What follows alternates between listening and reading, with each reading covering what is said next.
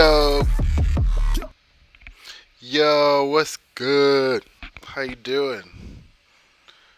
Yeah, yeah, yeah. What's up, Harrison? How you doing, bro?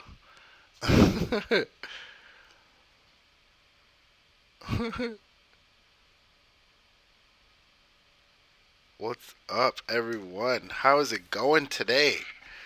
Um, Today I have a song. This live stream.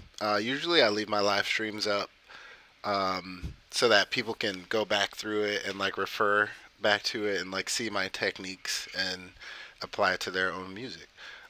Today, though, I'm working on a song that is going to be released on a record label in the near future, possibly on my new record label, Bass Tap Records. So, this particular stream, this is not going to be one of the ones that is going to stay up forever. This one's going to be taken down. um, I may leave it up for maybe like a couple hours, but it's not going to be like one of those ones that's just up forever. So today, um, yeah, I don't mind if you uh, spam emojis. You can go ahead and spam those emojis if you want. Yeah, yeah, yeah, yeah. Um, so yeah, today I have this song which is called Triggered. Um, and I worked with these two artists named Me and Die, and they're two vocalists.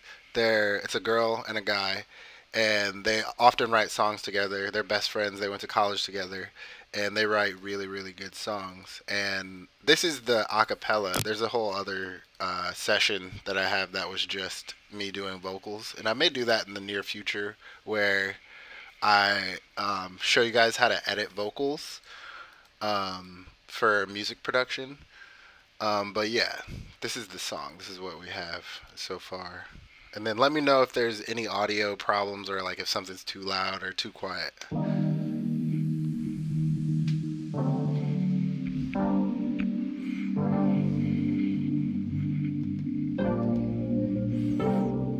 Yeah. Get it off your chest. Shady words and loaded silence. Take it all out on me.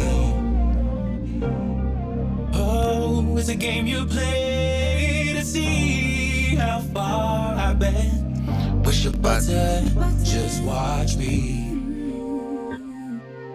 I can feel it seeping in beneath the reason. Flooding on sense, till I go blind. Set me off, and say it again, 'cause you just love when I explode and come alive. I love those chords. Fire up, you make me raise until the flames consume us. Oh, the stream is frozen? You leave me all trigger. Oh, okay.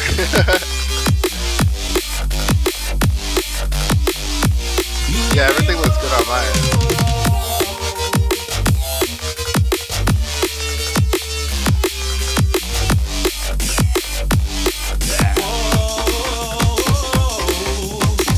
Sadistic smile, you twist the knife. Black cloud, Yo, the harmonies right here are so good. losing time, electrified. You leave me all triggered.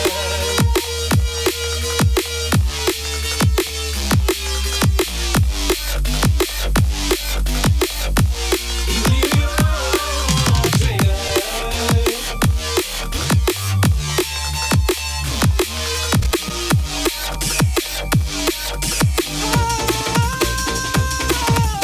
You start me up, I'm your supply. Spark me up just to watch me spiral. You spark me up, I'm your Ooh, I just got an idea for this section. supply. My mind,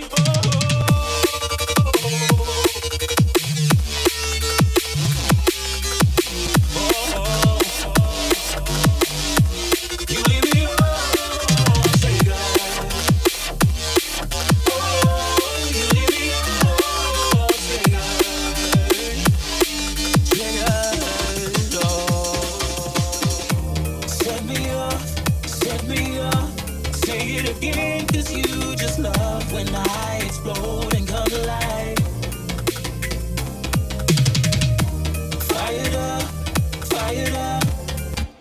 So yeah, that's the song.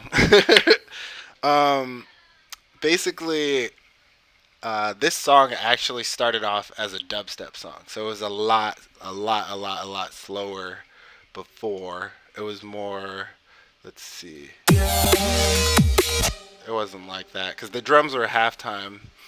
But I could play you like the original, um, or I guess one of the earlier bounces of it, so that you guys can hear the kind of the sound design of it a little bit better. Um, let's go to my sessions here. Those are the vocals, and then, here we go, exported. I think this one is. Let's go to here because I think this is the instrumental. So you can hear already it's a lot slower.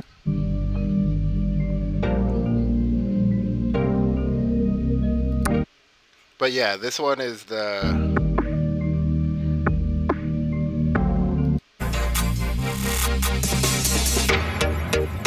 pretty much same thing. Everything just sped up. But just so you can hear the sound design a little better.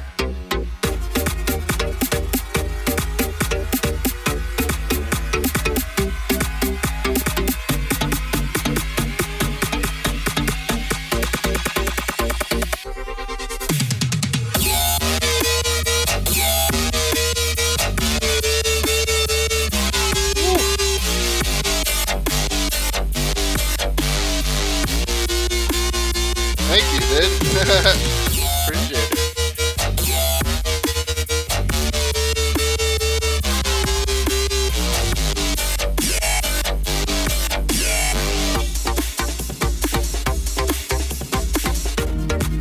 And then let's hear the last drop.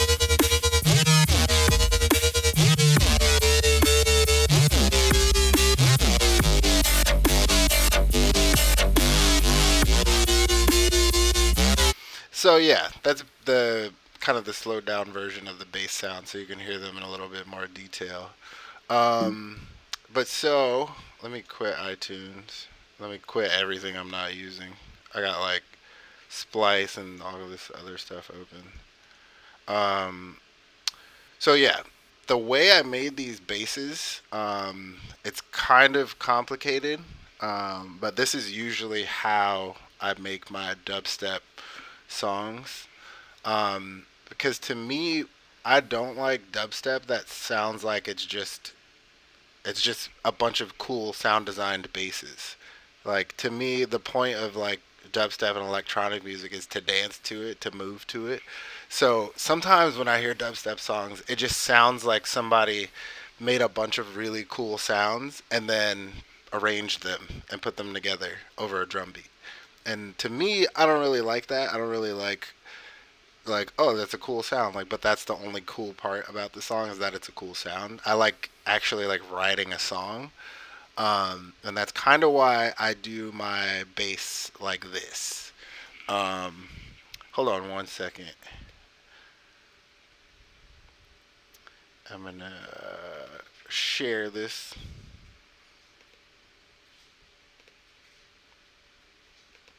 I'm gonna share it into the Ableton group because I know some people have been interested about this.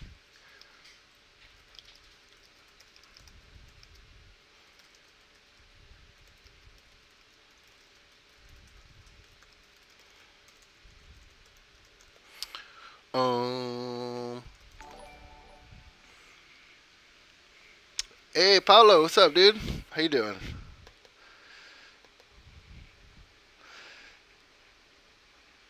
All right, there we go. I shared it a couple times. Hopefully, we'll get some new bass heads in here. Um, so yeah, so you can see partly like why I do it that way is because I can just create one track, like one MIDI track here, and if I had, I'm gonna create a blank MIDI track with just operator on it. So like this is just a basic sine wave. So if I just copy this MIDI down, this is what we would hear.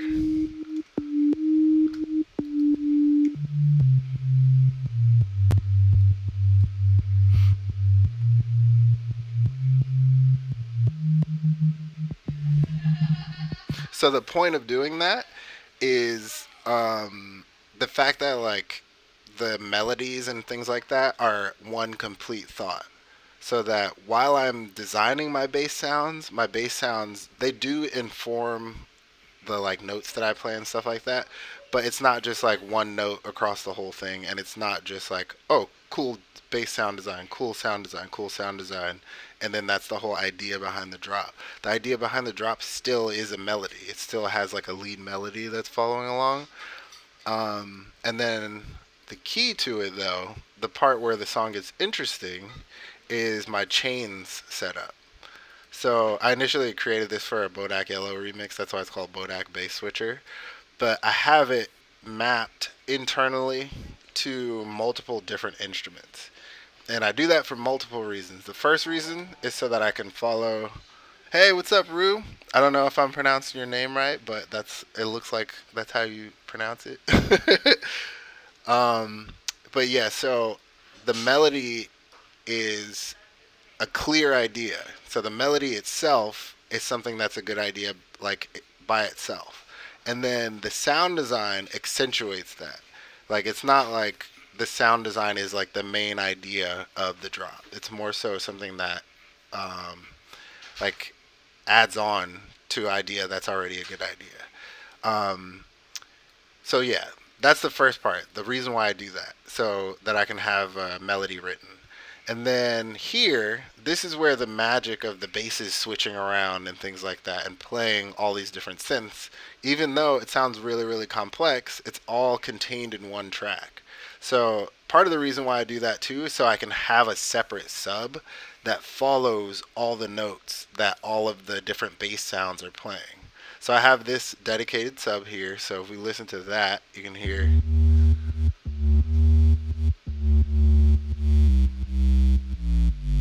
I might even make that an octave lower. And then I just grab the Ableton MIDI effect, the pitch MIDI effect, and then I could just drop that on that chain and then drop that even lower. That just sounds like it was too high to me because I really want it to be a sub. Yeah. That's definitely more subby. And then, so that's my sub channel. So it's already a separated out sub. And I don't have to worry about whether or not the sub is playing the right note or anything like that because all of the notes, it's playing all the same notes that the main lead basses are. Then I have this separate chain here, and those are all of my like lead basses. And inside that instrument rack, I have another bass switcher, which is this. So this is the main, I'll call this lead bass rack. So this is where all of those sounds are coming from. So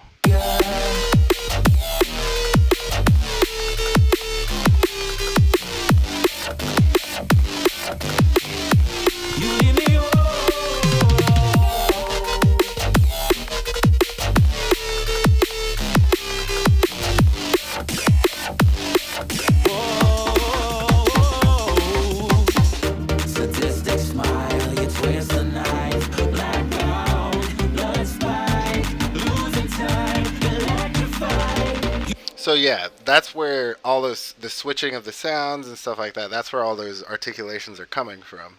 And each one of these, I just number them usually. So each one of these is a different bass sound with a different preset on it. So this one is bass number 1 is this.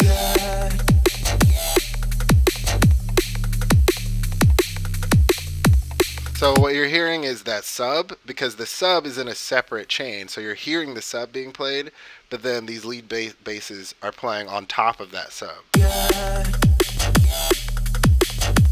So every time you're hearing something, it's just bass 1 here.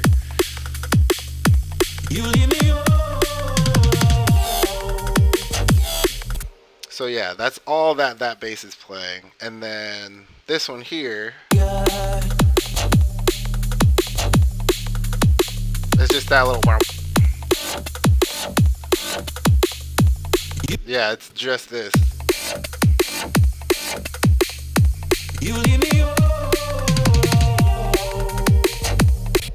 And then this is This is like the main bass, the one that's like the most like obvious one that's being played.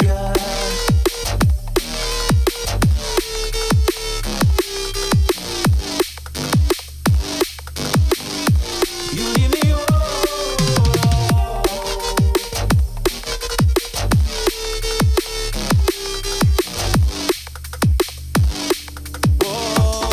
There you go. And then this one, what's this one? Oh, this is something that I do a lot. That's why they were initially they had the same numbers. Is because this is because of this capability. This is a layer on top of the other basses. So when this main like lead bass, I'll call this one main. When this is playing, this is also playing at the same time. You can see because my chain selector here, they're all aligned. So all three of these, whenever the chain selector is over that, whenever I have my automation set to that, that's what bass is going to get played. So all three of these are basically playing the same melody. So these three are all connected to each other. But I'm using that as a layer. This is even though this is the main part of the sound here. When you combine them, it sounds nice.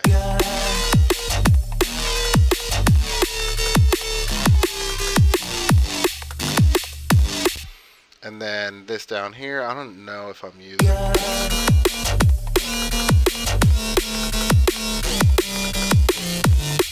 I don't think I'm using that because it's muted, so that chain isn't coming through, but we can hear it all together and see if it sounds good.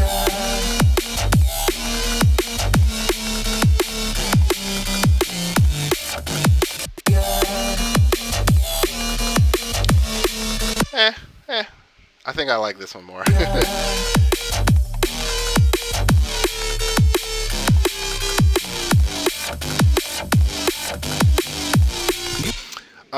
Another thing about these is, hey, thanks Seth for following.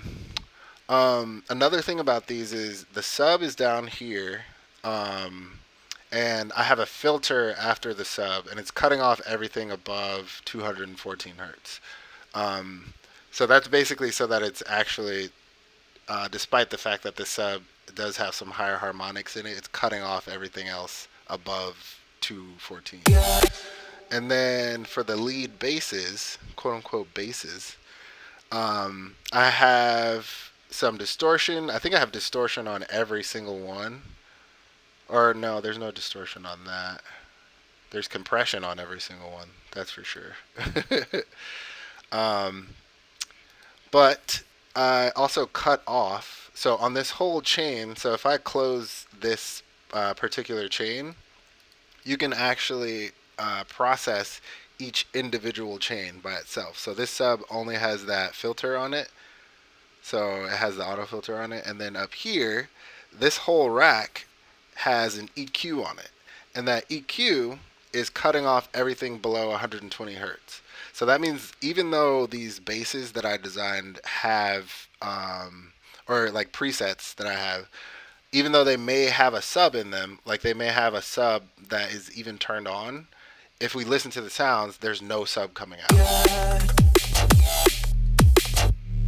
So if I mute my sub, you can hear there's no low end in that. And that's what I want. I don't want low end in my lead basses because my lead basses are sitting on top of my dedicated sub. And the dedicated sub is what's pushing the speaker. That's what's actually like moving the air, moving the cone of the speaker and really giving it that punch. And these top basses are more for like the mids and like high mids. And that's why I have this EQ here, so that they're basically not fighting with each other. Because if you have too many subs, you can make your mix really muddy, or you can create phase issues on the low end, and you can actually make your sub not hit as hard, and you can make your sub disappear. So that's why I have this. And sometimes what I do, I'll have this EQ and then copy it and then paste it to the sub chain. So instead of using autofilter, I'm just gonna do this because this is how I usually do it. I don't know why I use autofilter. And then flip it around. So that's it. Just flip it around. and then now it's cut off at that frequency so that everything above that gets cut off, and then on the leads part, everything below that is cut off. So then we get.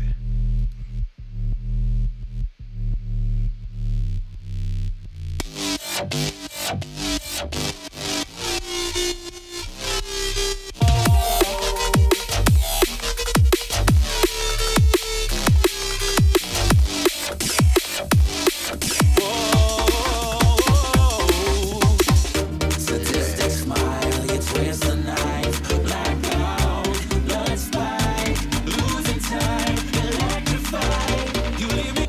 Okay, so um, these in Serum here. These are actually virtual riot presets that I just fucked with. So this one, this is like a space laces. That's why it's called full on laces. It's like a space laces. The blah, like his typical growl. And then this one is, what is this one from? RoboFox. So this is from a now defunct sample pack company called Foxwave. Yeah, they were really, really great sound designers. So I used this one. And these wavetables, I think I forgot the guy's name, but I think he's a YouTuber, and he made a bunch of really cool monster like growly wavetables. And then this LFO is assigned to the noise level, wavetable position for this gritty wavetable, which I think is default in Serum, and then FM from A. So this is getting frequency modulated. Um, when does this happen? That wow wow. And then I believe that LFO is also connected to the filter. Yeah. You leave me. You leave me.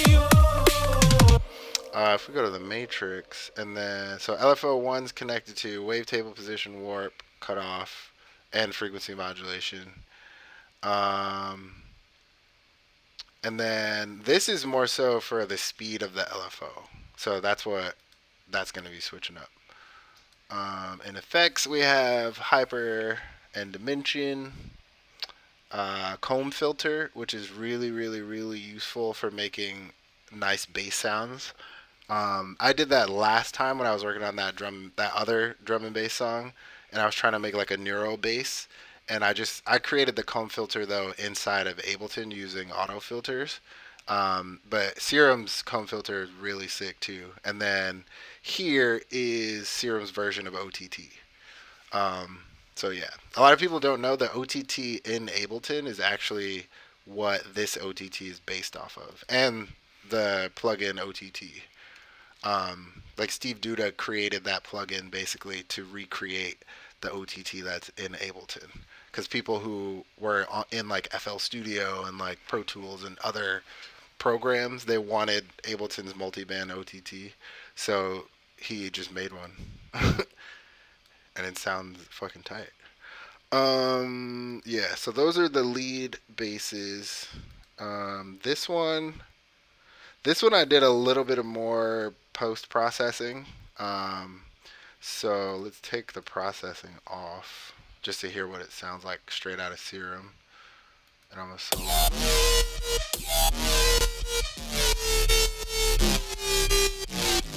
So it's very like a bro steppy, like high end abrasive one. But as you can see, the sound design is pretty simple. Not every like growl bass or basses like that are really, really complicated. From my experience, I've really gotten really nice sounds from like a sine wave and then running a triangle wave into it, and you can get a really gnarly growl sound out of it. And that happens to be the case here, where it's a triangle wave and a square wave, and it's just the square wave is being modulated by the saw wave here, and that's how we're getting the sound. The high pitchiness from it is from the octaves being up two from the modulator, and then the semitones are slightly off. I did this because to me, the tonality of it, this is something that a lot of people don't pay attention to when they're sound designing. Like, just because you're pressing the button C on your keyboard doesn't mean that the note C is being played out loud. So the tuning, when you start frequency modulating, your tuning could be off. And I've heard a lot of dubstep songs where the tuning of the bass is off, and like even though like you're pressing the F on your keyboard, that doesn't mean that the note F is being played, because each note corresponds to a specific frequency, and because you're modulating the frequency, your tuning may end up getting a little out of whack. I usually do it by ear.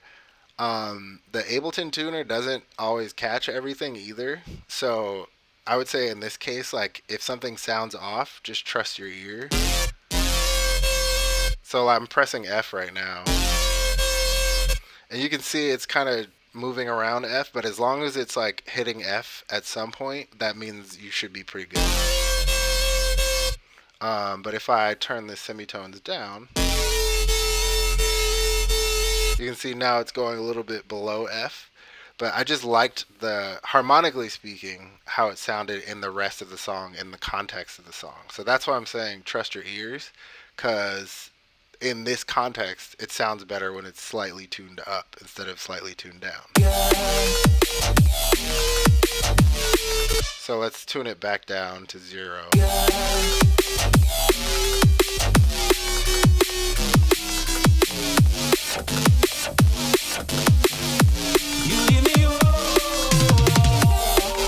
So you hear how even though technically it's like the right note, it sounds weird. Like it doesn't sound like it's in tune with everything else that's going on in the song, like with the vocals and with the chords and things like that.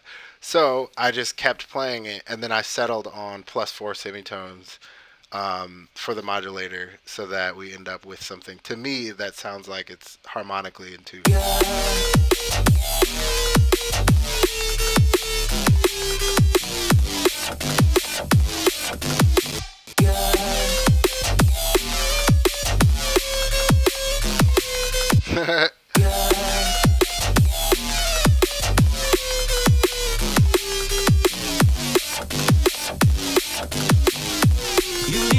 So yeah, you can hear when you hear other semitones that it's not, is definitely not hitting in the same way. So that's why I settled on the +4. Sometimes you can mess around with what octave it is. So I'll go -4. That would be -8.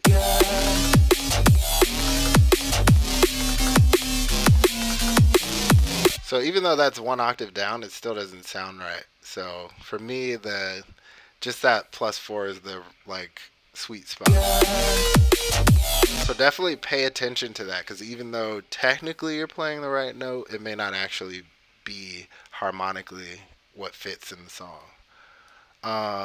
So yeah, that's the main bass. That's all the processing that's inside of it. Let's go over the effects. So there's distortion. I love the tube on Serum, so I use that one a lot. And then I don't really use the filter here.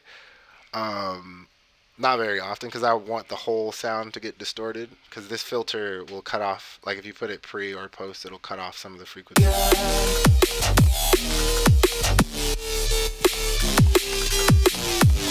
So like when I put it pre and it's cutting off the highs, you can hear the bass isn't as like bright. And then if I turn it off, you can hear the high end really opens out. The reverb, what do I have that set to? Where do you map to? Let's go to the matrix and then look for the reverb. Verb wet. So that's set to macro 4. So basically, this is how wide the sound is going to be. I think I added this in to make this bass feel more full, and it's more so to like spread the width apart. But I have it at a very small size, so it's not really like working as a reverb. It's more so like bathing it in a small bit of like room width. And then after that, I have the OTT again, of course. I have a high filter So the high 18 one. And then this is where a lot of that movement that you guys are hearing is coming from. It's an LFO too. So they're like, that's where it's all happening.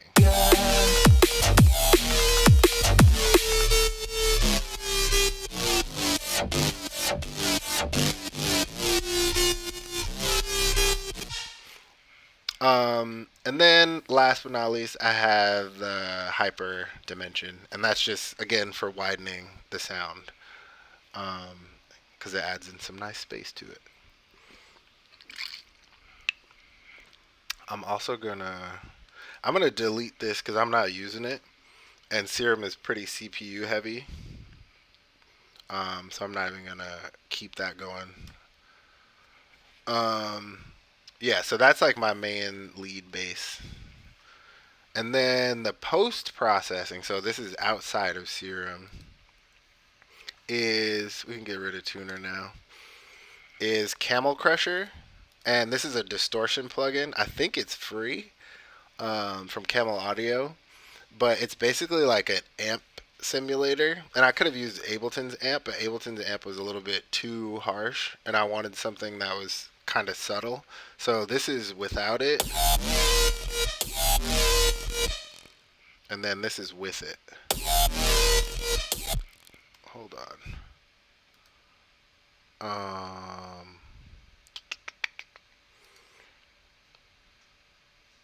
I'm hearing a lot of like weirdness coming out of this.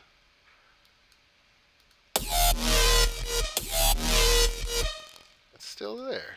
Hold on, I'm gonna restart Ableton.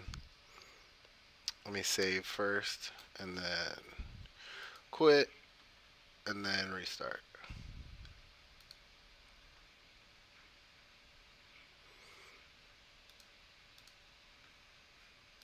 Empty trash. The audio is just sounding weird. Let's free up some RAM.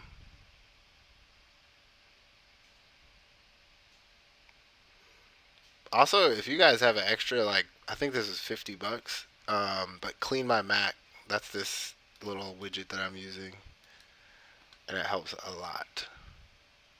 Free up. I just told you to free it up. Alright. Hey, what's up, Jeremy? Thanks for joining me today, guys. I know sound design is one of those things that a lot of people are interested in, especially like doing it within Ableton. Also, even though in this particular song I'm using a lot of Serum instances, do not underestimate the power of Operator.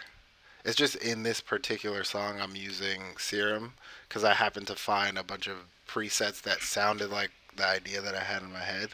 So I just used a bunch of instances of Serum. But in this case, um, Operator just wasn't what I was going for. But in other songs, I've definitely used Operator.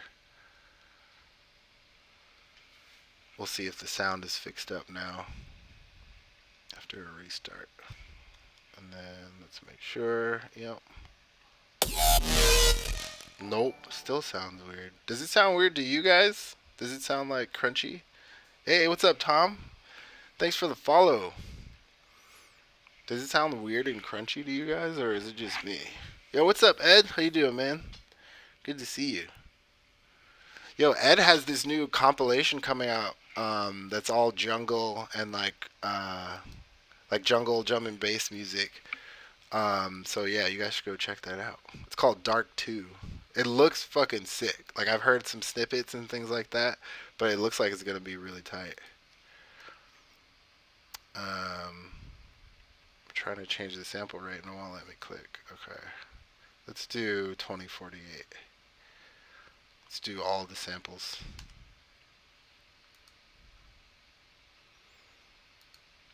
Because usually when you have a smaller buffer size, it can't load the samples fast enough into the playback.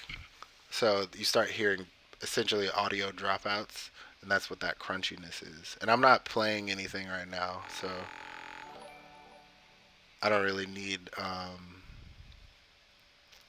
don't really need the buffer size to be low because I'm not playing any instruments or playing any MIDI.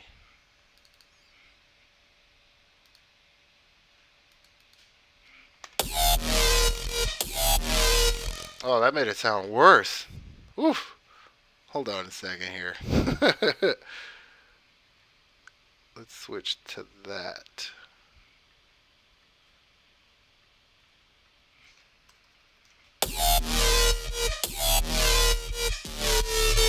Can you guys still hear that?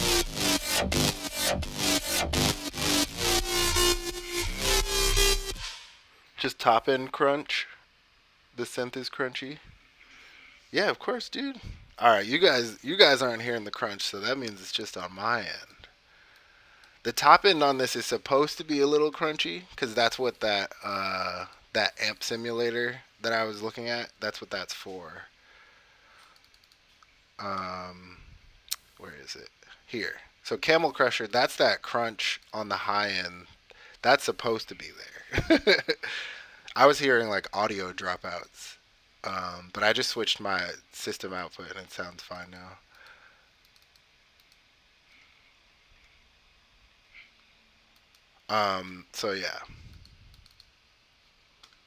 So yeah, I use the British Clean preset, and then I use tube distortion, the mech distortion, and then I turn the compressor on. There's also fat mode, which like is almost like the sausage fattening, where it just like bricks the sound. Um, and then volume all the way up, and then the mix is at like 25-30%. I'm not using the filter, even though it's on. It's not really getting used. It's more so because I want like that high end crunchiness. Hey, what's up, Vince? Thanks for the like. Um, and that's where the like high end uh, buzz almost is coming from. I don't know if it's a buzz, but that's kind of what it's like. So this is without it. Why is my mouse messing up? Here, let's do a little mouse reset. Um, so yeah, that's basically what I'm using this for. And then after that, I have the hiss, which is the erosion plugin here. Jeez, I think this is Ableton messing up. I'm gonna save,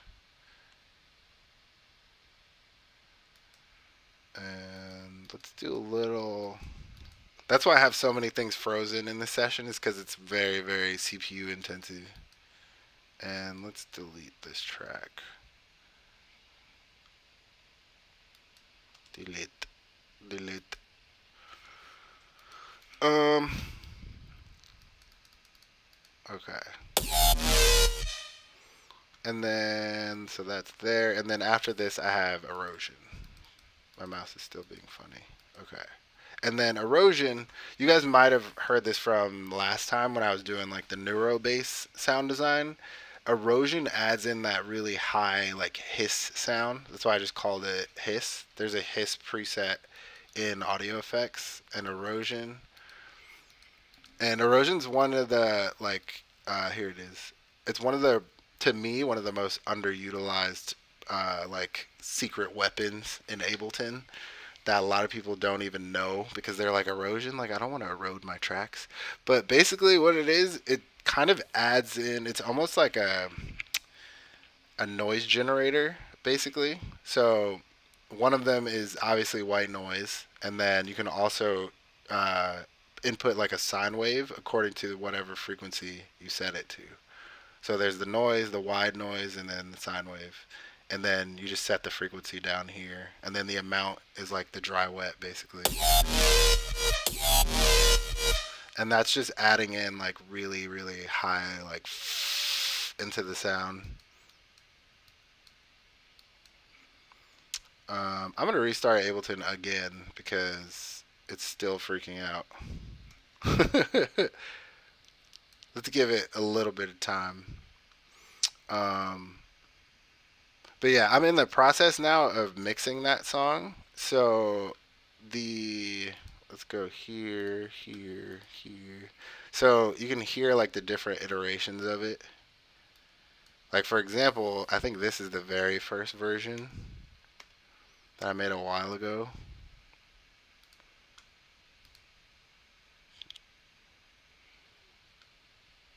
Hold on a second. What is that? That's weird. I guess everything's freaking out.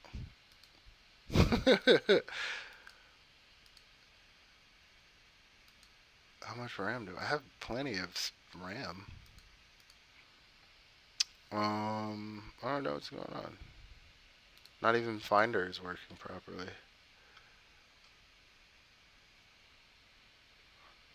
Let's go back to that, and then here, here, and here.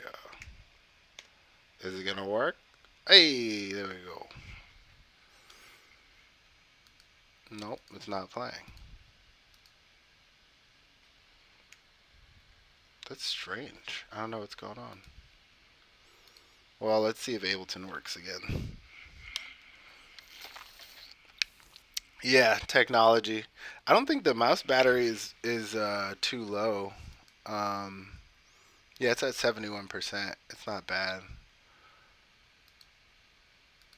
Um, I think it was Ableton messing up because when I would click, it wasn't work. The clicking wasn't working in Ableton.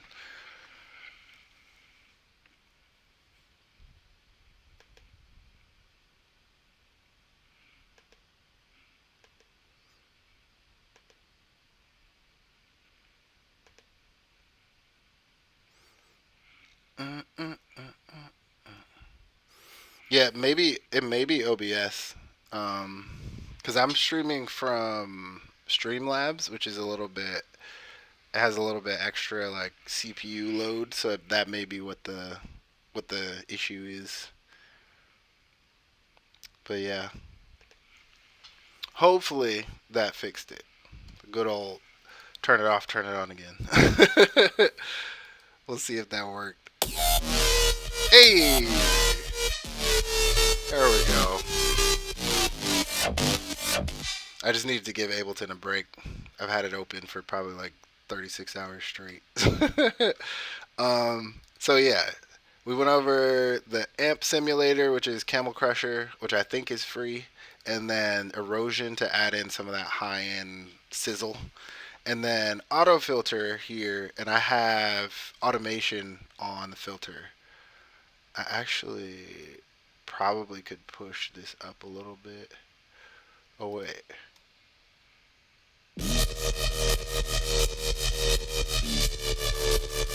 That was in the build up before. That's actually something that I'm not using anymore, so I don't need this. I'm just gonna delete that. I'm not even using that in the final song anymore. I think that was an idea that I had that I'd scrapped because that was muted. So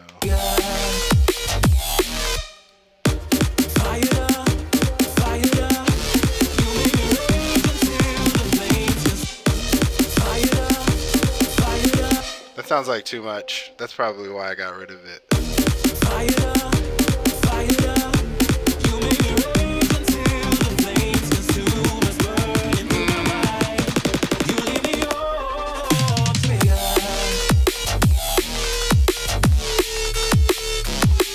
I don't know.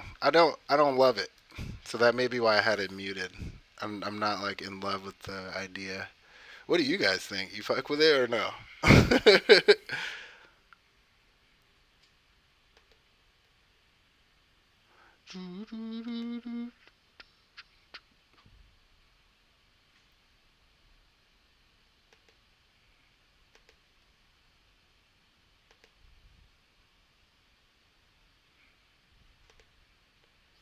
um, hold on one second. I'm trying to make it so that I can see all of your guys' comments because Facebook changed their interface, so now it's I don't know where all the shit is. I was trying to actually be able to see everything. Sorry too. Sorry if I missed your comments too, because Yeah, thank you. Maybe low pass the highs. Low pass the highs. I actually did that. So here I have this EQ, and that's why something I was explaining before. Um, is all of these synths here, this whole rack, this whole lead bass rack, is one chain essentially, and then I'm just using the chain selector to switch through the different sounds, and the whole chain is low passed. So everything below 120 hertz is getting cut off. So it's not playing any of the subs that's coming out of Serum, and then I have my own separate dedicated sub that's getting played. That's here.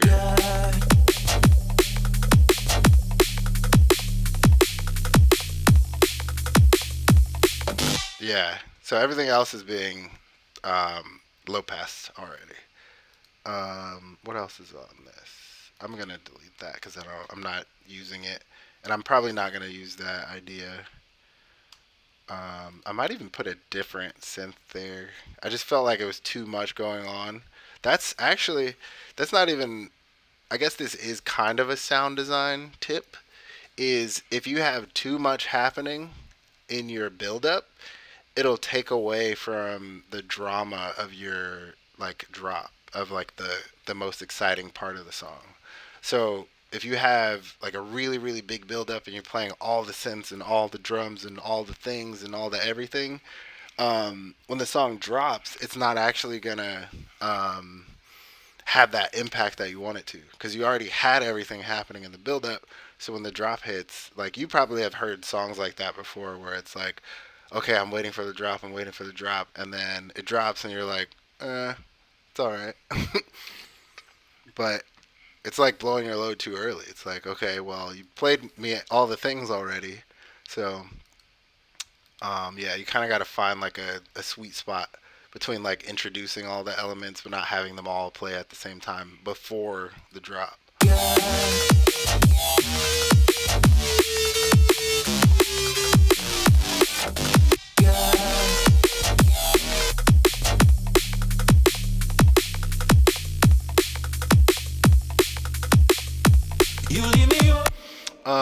One thing I'm just thinking about this right now is the sub is just like a constant.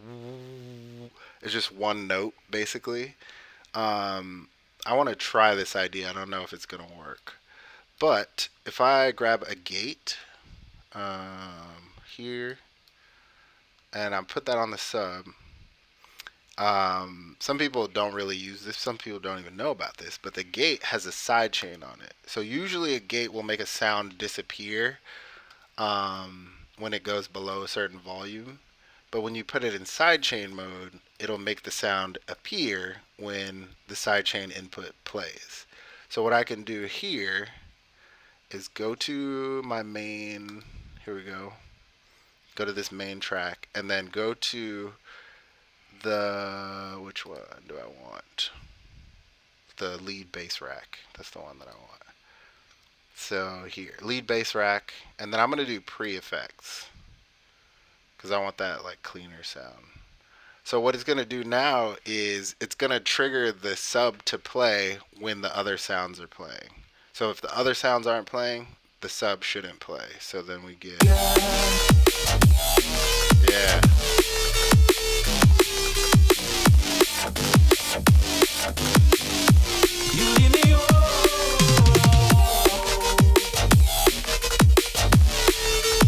All right, so let's hear what the sub is doing.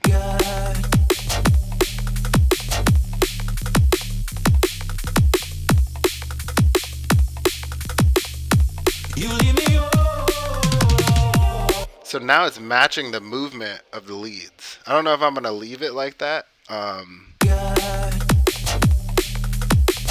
So when when the lead isn't playing, the sub stops playing instead of it just being a constant like playing sub. So that's one way to do that. The other way is to just completely have the sub on a separate track and just write the sub in so that it fits what the leads are doing. And that's more time consuming, but this is kind of like the quick and dirty way to do it.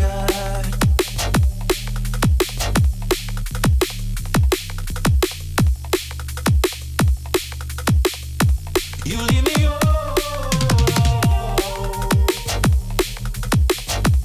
Yeah, that sounds pretty good, honestly. I think I'm gonna leave that. sadistic smile. You twist the knife. Wait, I just want to, for a second here, just appreciate the vocalists on this because this is fucking fire. These harmonies to me are just like, how? Like, how did you do this? But just listen to this. Sadistic smile, you twist the knife. Blackout, blood spike, losing time, electrified. You leave me all triggered. Woo! Fire! Like, damn, they're so nice with it. Like, that shit's fucking, it gives me the chills. Sadistic smile, Man. you twist the knife. Blackout, blood spike, losing time, electrified. You leave me all triggered.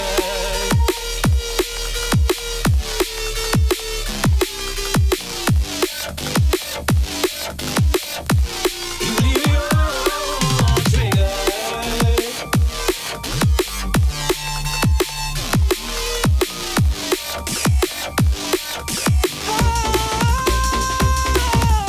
You start. Oh, so this part here,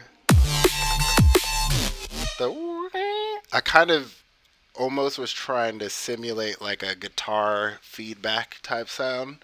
Like when you essentially have the amp just like cranked to 11.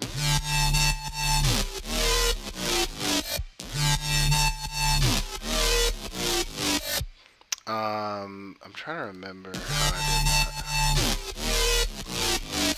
that. Okay, here we go. So I did it by automating that pitch plugin. So that's why I use that plugin so much. A, because all of this is one MIDI clip. So whatever octave it's in, whatever like if it's in between C3 and C4 or C2 and C3 or whatever, I can change what octaves and what notes are being played by just putting on that pitch plugin and just moving it up or down a certain amount of semitones. So right there in that specific spot, I just have it going up an octave. So that's how I'm getting that like guitar-y, feedbacky distortion out of the notes. Because at a higher note, at a higher pitch, it just sounds a little bit more like a guitar. And obviously, I'm running it through this amp simulator Camel Crusher, so that makes it sound even more like a guitar.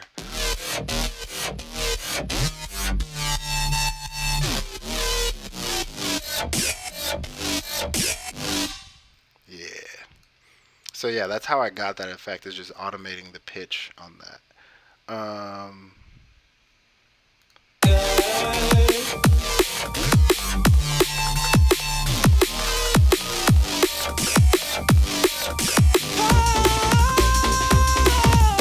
You spark me up, I'm your supply. Spark me up just to watch me spiral.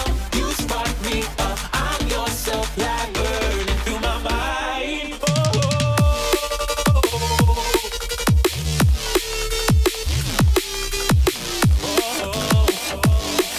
Also, I explain this one a lot, but I'm sure a lot of people do this. When I first started doing it, not a lot of people did it, but I think a lot of people do it now. But autopan, I think by default, autopan, I'm just going to grab a default one. I think by default, the phase is set to 180 and it's not inverted. And like it basically is switching from left to right. So like this is the left channel, this is the right channel, and then this is the representation of the volume in each side of the ear. So then if you align the phase, boop, then the left and right channels are doing the same volume change. So then basically what you have now is an LFO. And then you have an LFO with a sine wave, a sawtooth wave, a triangle wave, and then a random. Um, so yeah, that's essentially what I'm doing with AutoPan, and that's how I'm getting that spinning sound, that spinning effect on the lead basses and on the vocal. I did that on the vocal though. I did that in a separate session, and I did that on purpose so that it matches with what the basses were doing.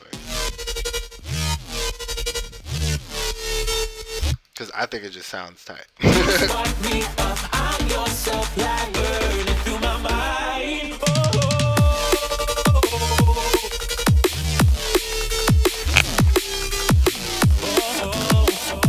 Yeah, the breaks. You leave me on trigger. Oh, you leave me on trigger. Oh,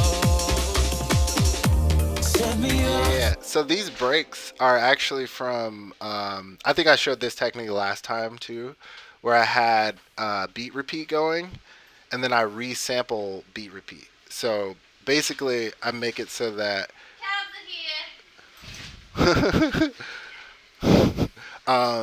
Oh, you brought In and Out? Sick. I'm fucking hungry. So yeah, I just use beat repeat and then make sure you set beat repeat to the insert mode because it plays over the original signal. When it's in mix mode, it mixes the beat repeated sound into the original sound. So you want to make sure it's on insert, and then that's how you get these sick amen break loops, glitched out loops. Like, oh wait, I'm double glitching it. Let me turn that off. And then I have this one, and then yeah. So there you can get some really nice like fills and stuff like that.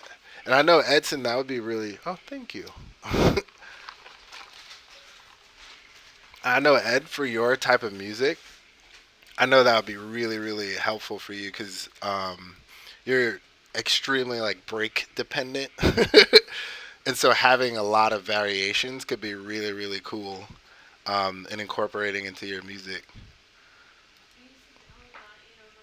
Um, what else is there? Oh, I had an idea for the build up for this third build up. That's why I paused here. You start me up, I'm your supply. Spark me up just to watch me spiral. You spark me up, I'm your supply. I forgot what song I was listening to, but I heard a song that was like it had like the snare like and it was like incorporating the breakbeat with the snare. So I kind of wanted to kind of play with that concept. I'm gonna duplicate these snares here. You start me up, It's like it's almost like that. you start me. It's almost like that military like the military cadence. You start me up, Nope, not quite. you start me up, I'm your supply. Kinda. I guess that's more like a reggae style, like dance hall snare. I love it though. I'm about to use it. You start me up, I'm your Yeah. supply. Spark me up just to watch me spiral.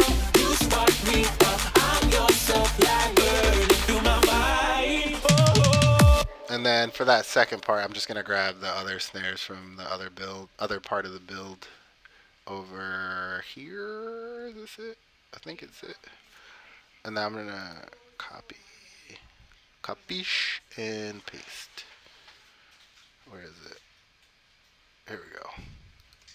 You spark me up, I'm your supply. Burning through my mind. Oh. Yeah. You start me up, I'm your supply. Spark me up just to watch me spiral. You And then this is where the beat repeating comes in. So let me grab that OG Amen loop here. start me up, I'm your supply. And then I'm going to resample again. Let's put it down here and resample onto the track. So put it to beat repeat. It's on insert. And this is going to be in, I'm not even going to resample, I'm just going to set it directly to the input. So Amen loop 41, put that to record, and I'm going to do post effects. Because post mixer would make it negative 12 dB, and I don't need basically two levels of gain staging. I just want it directly into the track. Start me up. That's clipping. Let's pull it down a little. Let's pull the clip gain down. There we go. And I'm just gonna do that, loop it. Let's move the offset over. And then I'm just gonna turn the variation all the way up to 10 and then change the gate. I've recently started doing this is recording and then changing the gate while it's recording because then it gives you cool variation.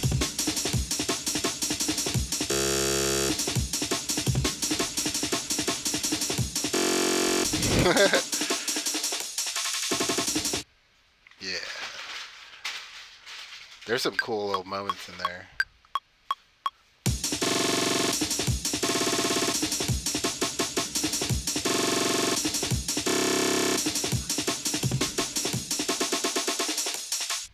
Yeah. And then let's do a little bit of, let's hear.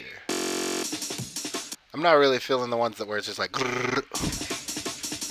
yeah, like that's tight. Let's put that over here. I'm gonna make it a different color so I know.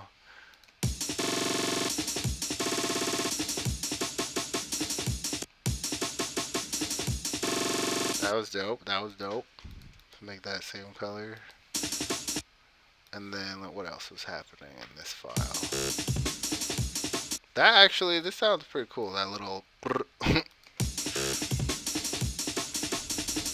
That's tight. This little.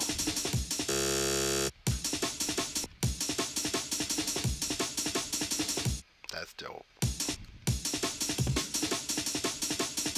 That was cool too. Alright, so then I'm going to take that chunk too. And then let's delete the rest of that. I think that's enough of the samples.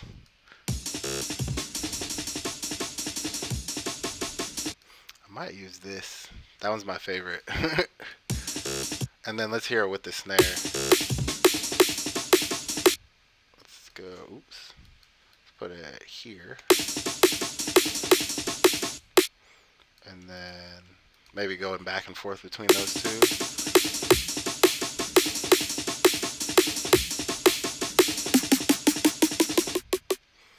And then, wait.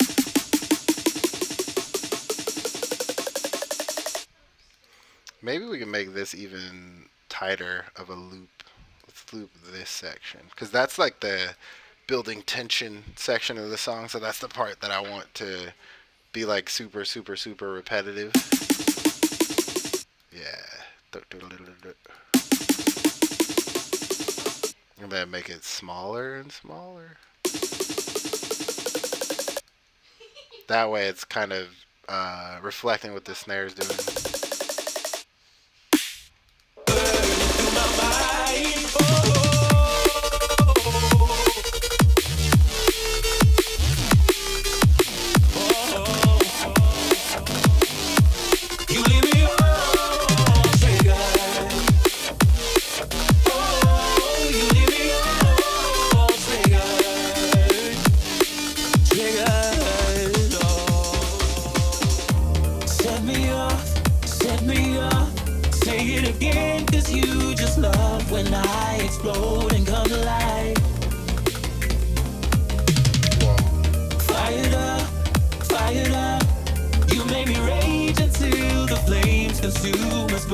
Alright, so yeah, let's hear it in context now.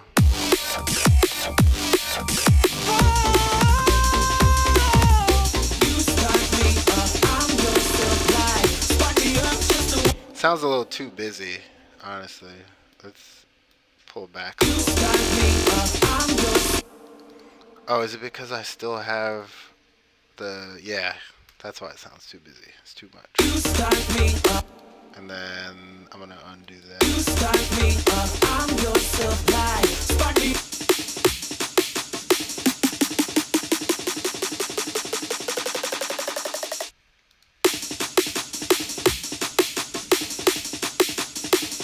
You know what might be a good idea here is side chaining that snare to the amen break so that it can be, so it can like dip down when the snares are hitting.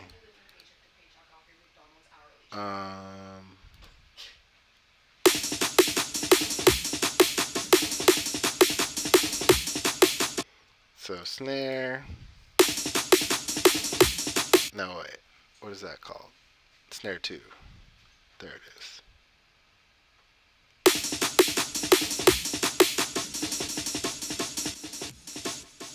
Yeah, there it is. Maybe just for that section. So let's turn it on then and You off. start me up, I'm your supply. Spark me up just to watch me spiral.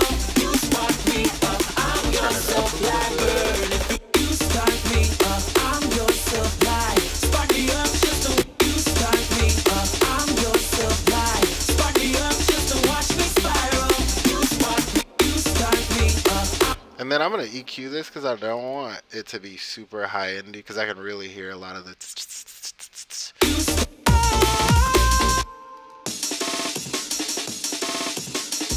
And then I don't want any low end because it's not. I don't really need low end from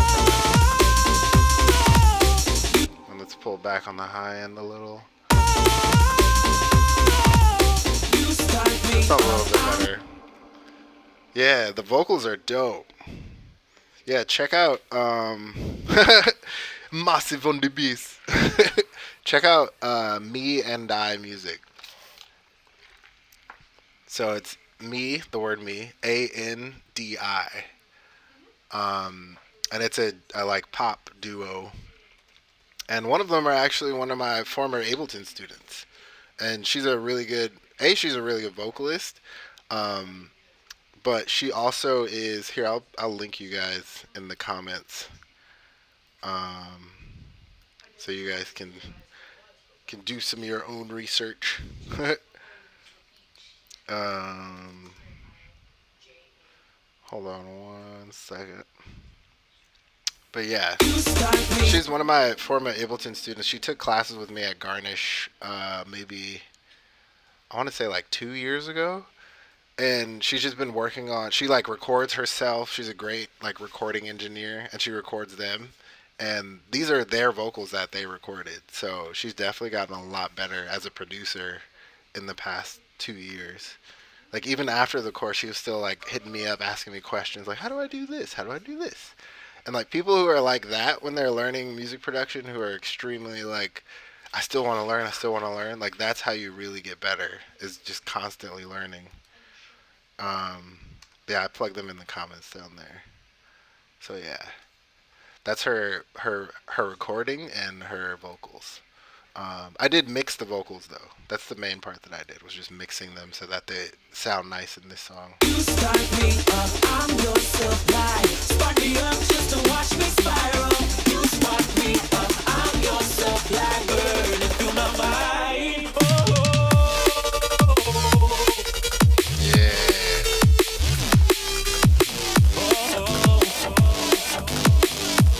You leave me on trigger. Oh, you leave me on trigger. Trigger. Oh. Set me off. Say it again, 'cause you just love when I explode and come alive. Fired I up, also have this fired respace up. down here. You made me rage and This, if you guys have like Serum or not Serum, if you have Splice, well obviously yeah, if you have Serum, but if you have Splice, go and download the Flume Reese preset.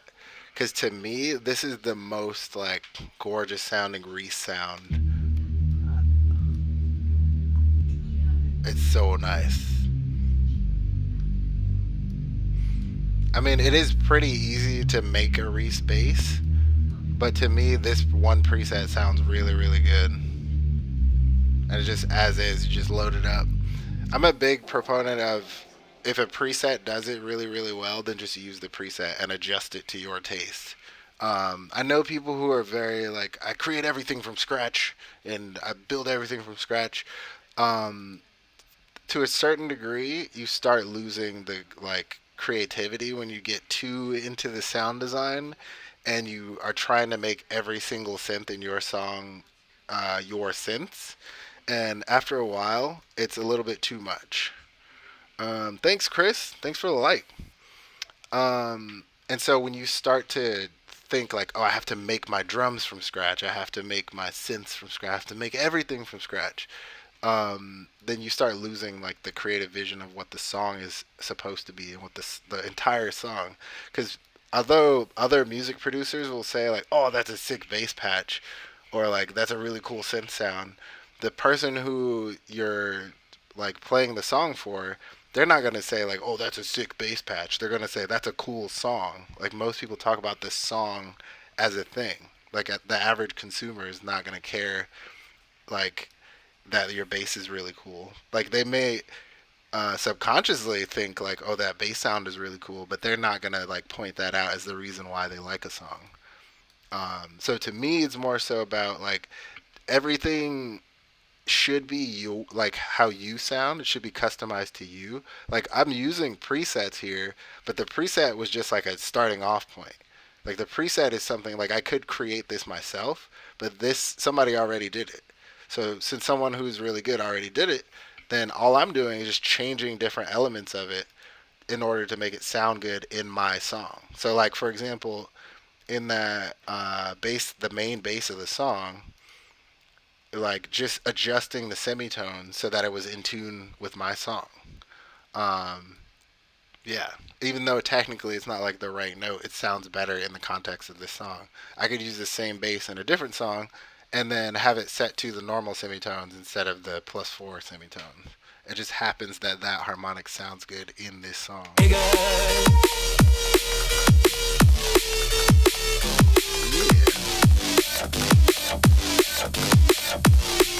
And then same thing with the sub too. Like a sub is really just a sine wave. Um, a really good sub though has distortion in it to add in those higher harmonics. Because a sub by itself, like a really, really, really clean sub by itself, is almost inaudible.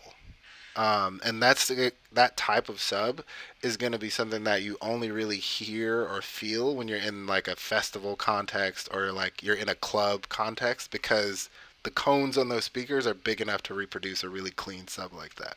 But if you're making songs that are for consumption on like Spotify or iTunes or just like somebody's headphones or something like that, the cone is this big on headphones.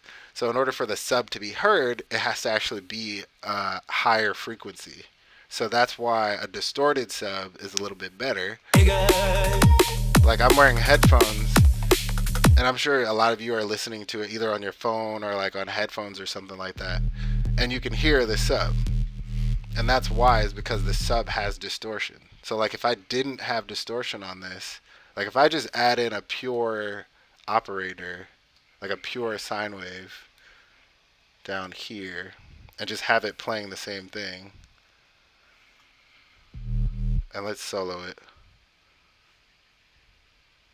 Oh wait, let me extend the chain here. And then I dropped it down an octave like I did the other sub. I can still kind of hear it. Oh, it's because I have other distortion processing, not just on the sub channel. So I'm gonna move that chain out. But yeah, so this is with no processing. This is just raw. And let me copy and paste this over here, and then drop it down to the right. Yeah, there it is. So that's the sub. That's like a pure sub sub. Some of that you're only hearing like the pop of the note starting.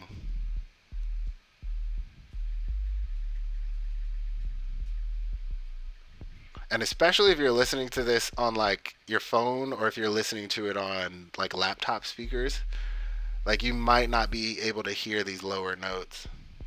Like,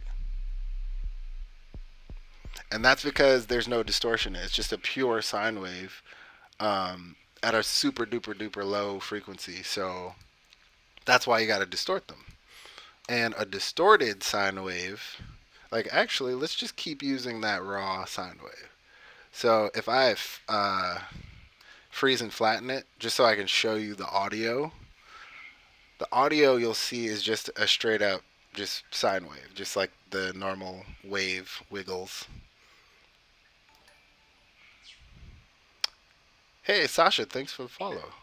Um, and then I'm gonna flatten that, and then this sine wave. This is the one that you can't really hear on multiple different systems, so it's just pure sine wave like that. And then if I put on some sort of distortion, so like the saturator, let's do saturator because that's my favorite. Start distorting it a little bit. Already you can hear it a little better, and it's obviously gotten louder. I'm gonna turn the bass up. Yeah. Now I'm pretty sure you guys can hear that. Even if you're on an iPhone, I'm pretty sure you can hear that. Or not even iPhone, just any phone. Or even like laptop speakers. So now I'm gonna freeze it again, and you're gonna see this waveform actually change shape. So right now it looks like a sine wave. I've distorted it, and then now I'm gonna freeze and flatten it, and then you will see what the new waveform looks like. And this is how you create those really slapping subs. And this works on 808s too. So flatten that, and then now when we look at the waveform, aha, it looks more like a square wave. And that's where that higher harmonic is coming from. That's where that distortion, that's what distortion does to subs. So you can see all that. This is what we're adding in by distorting it. All these other frequencies. And then if I had the sine wave, like if I go back a couple of steps with my undo, and then throw a spectrum on there. Let's turn off the distortion. Pure sine wave. So this is mostly what we're hearing. None of the higher harmonics are coming through until you start distorting it. And then these are all the little parts that allows it to be heard on smaller speaker playback systems. And especially because I'm doing a drum and bass song, then that's definitely something that you can kind of afford is distortion. Not too much distortion though. Not bad distortion. Controlled distortion. Um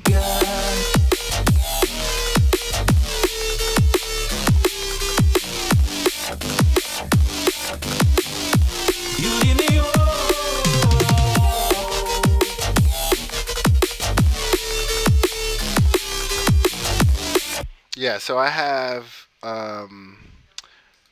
on the main bases I had that EQ in terms of post processing. This is another trick that I do too is this compressor is not really doing compression, it's more so doing distortion. So that's why I was like, oh, there still is distortion on the sound. Because this compressor, you hear how much cleaner that just got? When I turn this compressor on, it muddies things up like a nice muddiness.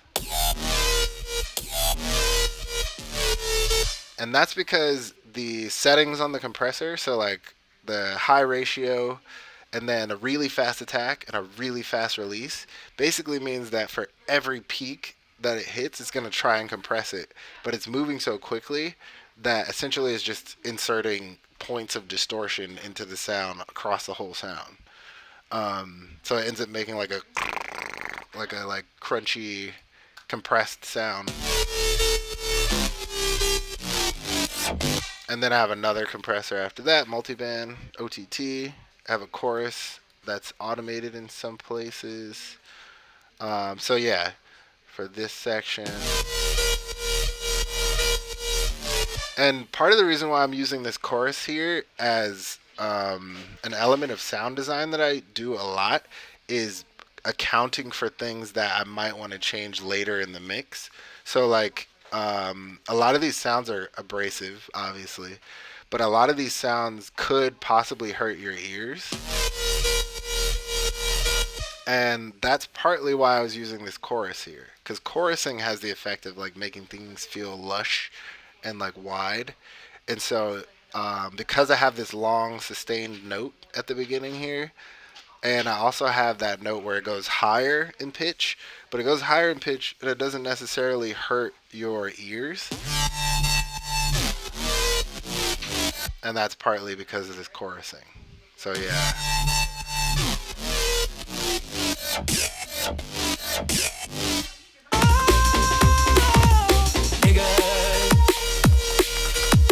Nigga, you leave me on trigger.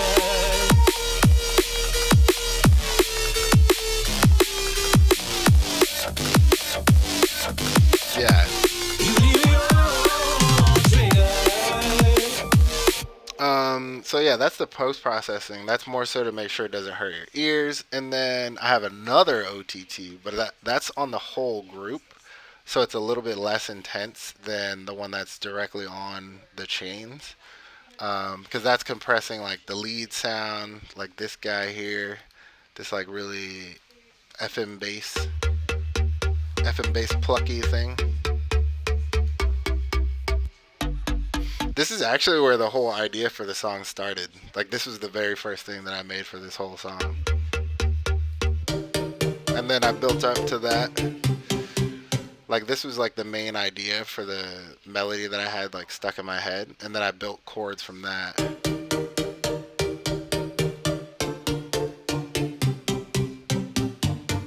That's why these two sounds are pretty similar.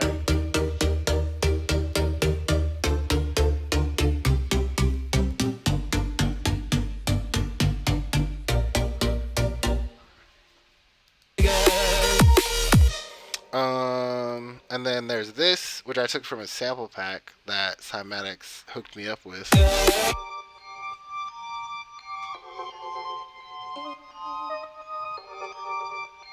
I really like that like singing lead in the high in the,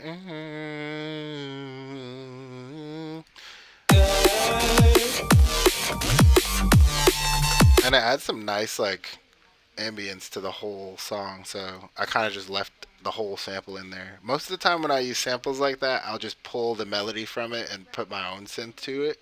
But in this case, I liked all of the different elements in the sample, so I just left it as is. I think I might have, yeah, I transposed it up an octave. And then.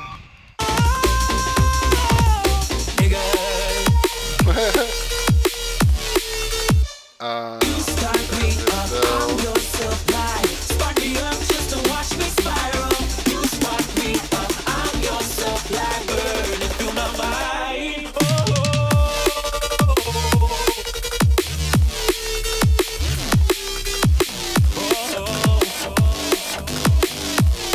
I have this plugin, which is an older plugin. Oh, it's not authorized.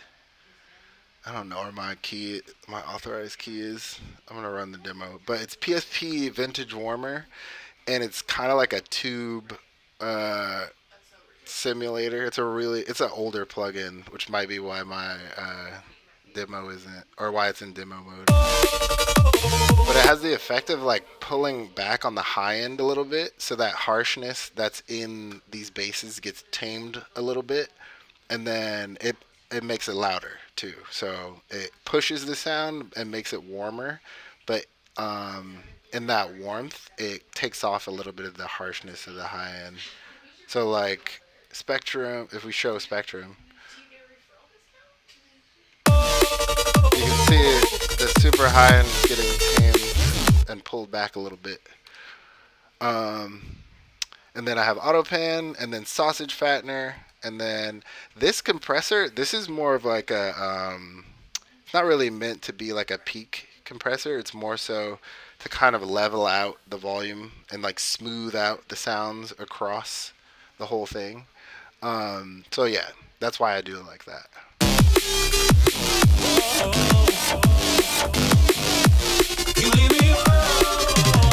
And then Sausage Fattener is there to add in a tad bit of distortion, but then also to act as a brick wall limiter. So if you set Sausage Fattener to anything below like 5%, it'll add some audible distortion. Below 3%, you can't really hear the distortion, but it has the effect of creating a brick wall limiter. So anything that goes above it, it just stops it right at the volume that you have it set to. So in this case, it's -9. And then I have an audio effect rack, and that just has my two side chains in it, and then that's it.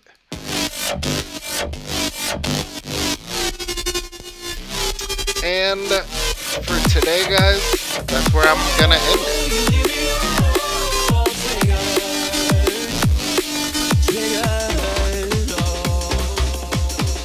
set me off, say it again, 'cause you just love when I explode and come to life. Turn it up a little bit. Fired up, fired up. You make me rage until the flames consume us, burning through my mind. You leave me all triggered. Yeah. All right, guys. Thank you for joining me today. And thanks for the suggestions too, Ed. If you guys have any questions, just email me or message me or whatever. I'm always around, especially during these COVID times. I also do personal Ableton lessons, so if you guys want to do that, then just hit me up directly and we can set something up. And my record label has a new song coming out from a new artist on this Friday, called Feeling Right. So look out for that. And I'll let you guys know. You'll definitely see a post from me too. So if you go to the Instagram and if you go to New Sense's Instagram, you can hear a little like snippet of the track. All right. Have a good one.